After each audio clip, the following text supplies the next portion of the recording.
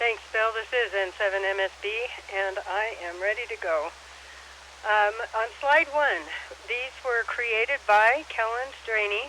He wasn't able to read the script today, so he asked me to read those for him.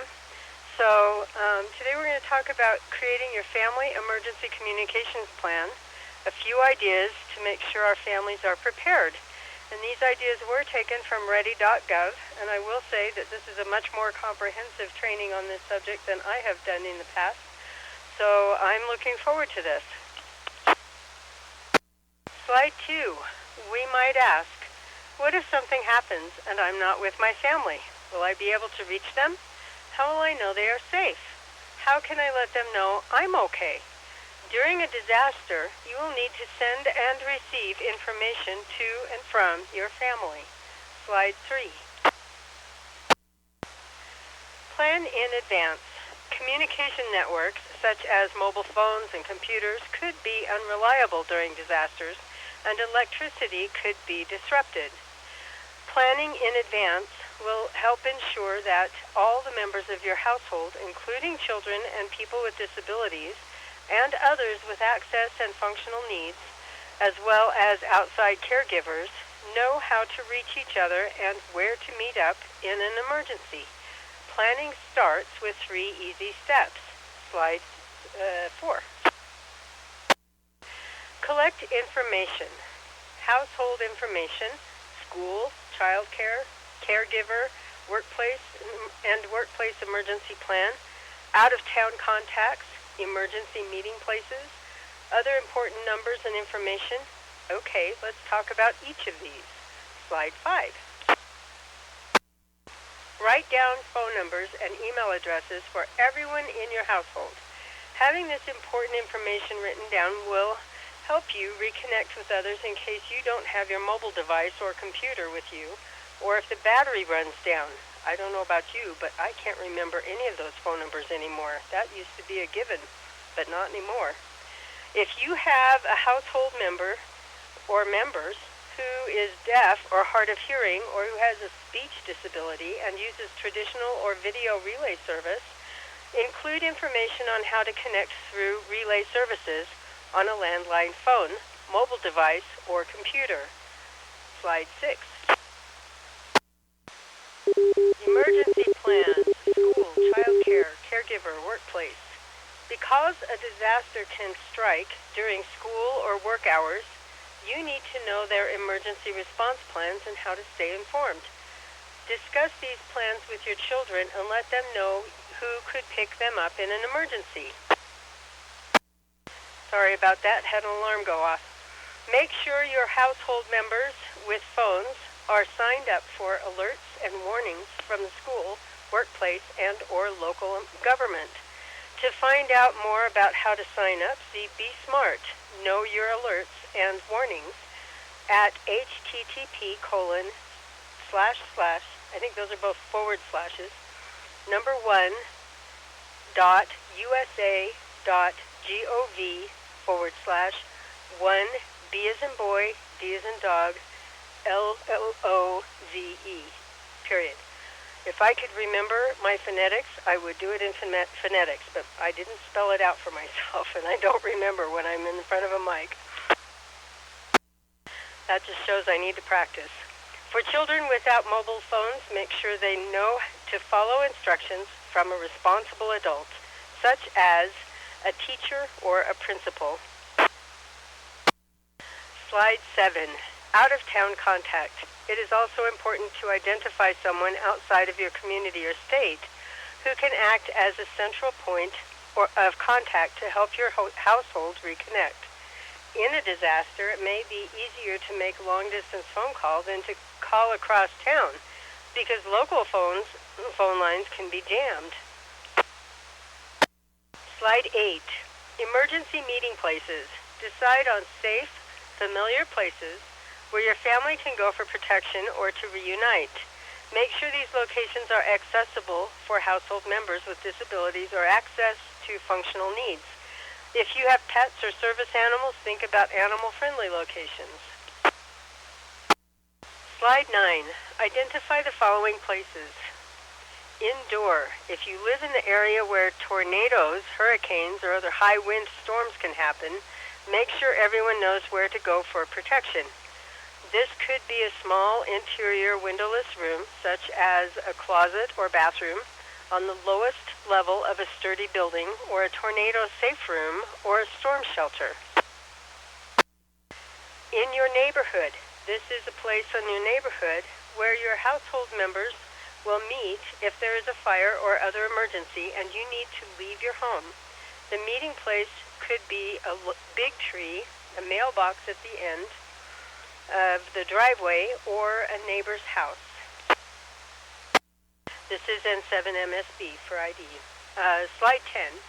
For more emergency meeting places outside of your neighborhood, this could be a place, this is a place where your family will meet if a disaster happens when you're not at home and you can't get back to your home. This could be a library, a community center, house of worship, or a family friend's home. Outside of your town or city, having an out-of-town meeting place can help you reunite if a disaster happens and you cannot get home or to your out-of-neighborhood meeting place, or your family is not together and your community is instructed to evacuate the area. This meeting place could be the home of a relative or a family friend. Make sure everyone knows the address of the meeting place and discusses ways you could get there. Slide 11. Share important numbers and information. You should always write down phone numbers for emergency services, utilities, service providers, medical providers, veterinarians, insurance companies, and other services. Make copies of your family emergency communication plan for each member of the household to carry in his or her wallet, backpack, or purse. Post a copy in a central place at home. Regularly check to make sure your household members are carrying their plan with them. Enter household and emergency contact information into all household members' mobile phones or devices, and store at least one emergency contact under the name In Case of Emergency, or ICE, for all mobile phones and devices. This will help someone identify your emergency contact if needed. Inform your emergency contact of any medical issues or other requirements you may have. Slide 12. More important information. Create a group list on all mobile phones and devices of the people you would need to communicate with if there was an emergency or disaster. Make sure all household members and your out-of-town contact know how to text if they have a mobile phone or device, or know alternative ways to communicate if they're unable to text. Read Be Smart. Know your alerts and warnings. And here we go again. We'll try this in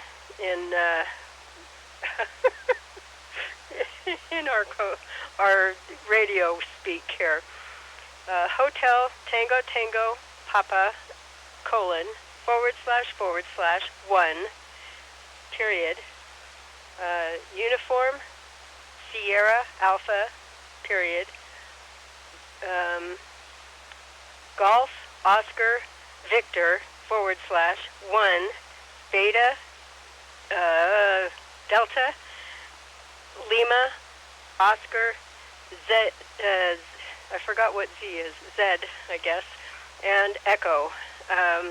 That's about as good as I can get tonight. And sign up to receive emergency information. Fortunately, these are on the slides, so if you didn't catch my attempt, you can read it from the slide. Slide 13. Practice your family emergency communication plan. Practice texting and calling. Have each person practice sending a text message or calling your out-of-town contact and sending a group text to your mobile phone group list. Discuss what information you should send by text. You will want to let others know you are safe and where you are. Short messages like, I'm okay at the library, are good. Talk about who will be the lead person to send out information about the designated meeting place for the household. Practice gathering all household members at your indoor and neighborhood emergency meeting places. Talk about how each person would get to the identified out-of-neighborhood and out-of-town meeting places. Discuss all modes of transportation, such as public transportation, rail, paratransit for all family members, and including people with disabilities and others with access and functional needs. Goodness, my brain went blank. Slide 14. There are hazards to putting a microphone in front of me.